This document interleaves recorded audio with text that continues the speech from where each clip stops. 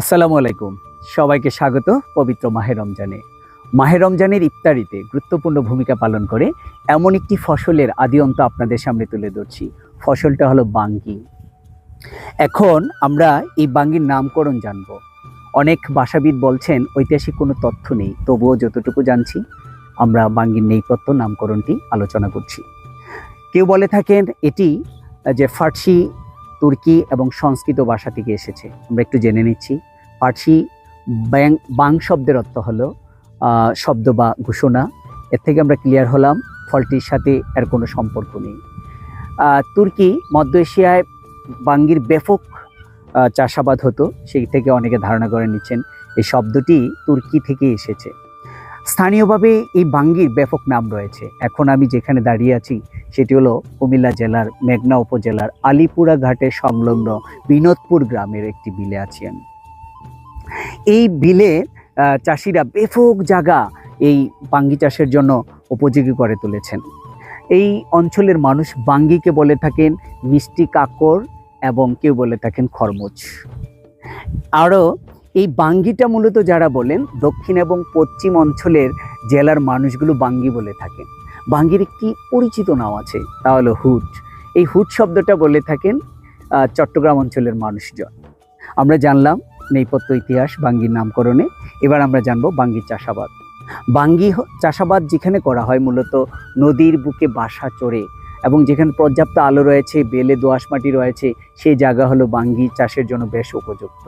কিন্তু উষ্ণ এবং শুষ্ক আবহাওয়া হলো বাঙ্গির জন্য বেশ ভালো।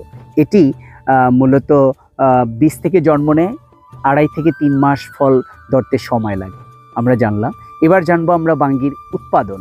বাংলাদেশ, ভারত, পাকিস্তান, মধ্য এশিয়ার দেশে ব্যাপক এই বাঙ্গি চাষ হয়। এখন বাংলাদেশের কোথায় বিশেষ করে বাঙ্গি চাষগুলো বেশি হয়ে থাকে?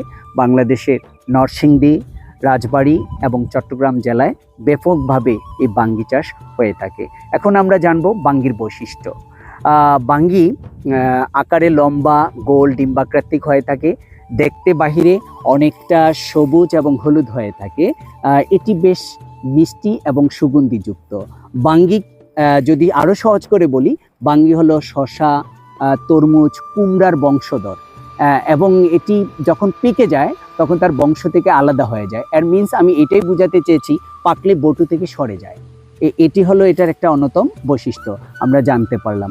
এবং এই বাঙ্গি বঙ্গুর ফলও।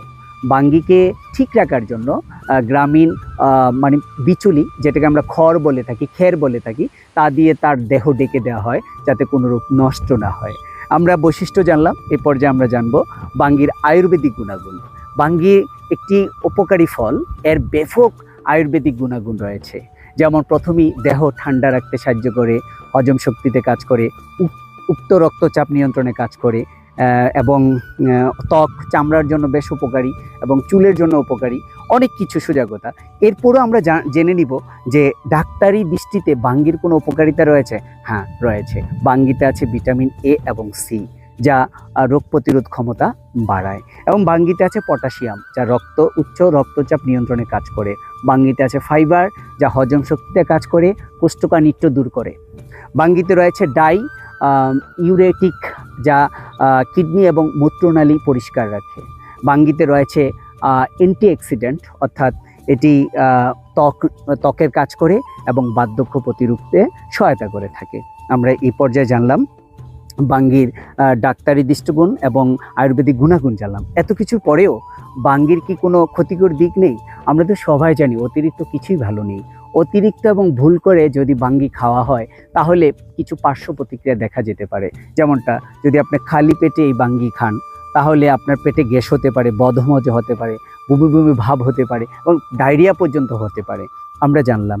এবং এই বাঙ্গি ডায়াবেটিক, অর্থাৎ অতিরিক্ত খেলে রক্তে শর্করার মাত্রা বেড়ে যায়, যার ফলে ডায়াবেটিক রোগীদের জন্য এটা ক্ষতিকর। এবং যাদের কিডনি বেশি একটা কাজ করে না তারা খেলেও তাদের জন্য ক্ষতিকর। এবং এই সজাগতা আমরা বুঝতে পারলাম। আর যদি রাত্রেবেলা বাঙ্গি না খাওয়াটাই ভালো, কারণ হজম শক্তিতে বেশ বদহজম হওয়ার সম্ভাবনা রয়েছে। এবং এই পর্যায়ে যেহেতু রমজানের মাস, আমরা যদি ছোট্ট একটা মানে হাদিসের মতো এই বাঙ্গি সংক্রান্ত একটা তথ্য সরবরাহ করি তাহলে অনেকটা ভালো হয়। যেমন অনেক হুজুররা বলে থাকেন যে হুজুর যদি রাত্রে আমরা বাঙ্গি স্বপ্ন দেখি তাহলে এর ফলাফল কী। হ্যাঁ, হুজুররা বলে থাকেন যে বাঙ্গি রাত্রে স্বপ্ন দেখলে নিশ্চিতভাবে জেনে নেবেন আপনার হায়াত বেড়ে গেছে। আলহামদুলিল্লাহ, আমরা সেই তথ্যটিও রমজান মাসে দিয়ে দিলাম। এই পর্যায়ে আমরা আসবো এই বাঙ্গি সংক্রান্ত বাংলাদেশের অনেক কবি সাহিত্যিক অসংখ্য জিনিস লিখে গেছেন, গান লিখে গেছেন, কবিতা লিখে গেছেন, গল্প উপন্যাস লিখে গেছেন। আমরা বাংলাদেশে পরিচিত, অর্থাৎ কালের পরিক্রমায় আমাদের কাছ থেকে বাংলা গানগুলো হারিয়ে যাচ্ছে। বাংলা গানকে যারা আমাদের কাছে খুব পরিচিত করেছেন তেমনি একজন কণ্ঠশিল্পী আশরাফ উদাস, তার নাম অনেকেই জেনেছেন, ওই মজিব পরদেশি, আশরাফ উদাস এদের।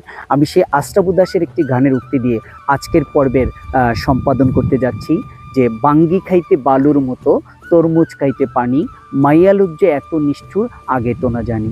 প্রিয় সুধী, এখানে আমার বাঙ্গির উপরে প্রথম পর্ব শেষ হলো, দ্বিতীয় পর্ব শুরু হবে এবং দ্বিতীয় পর্ব আমি শুরু করতে যাব যে বাঙ্গি চাষিদের জীবনকলাপ নিয়ে। দেখবেন, আশা করি দেখবেন, এই প্রত্যাশায় রইলাম। আল্লাহ হাফেজ।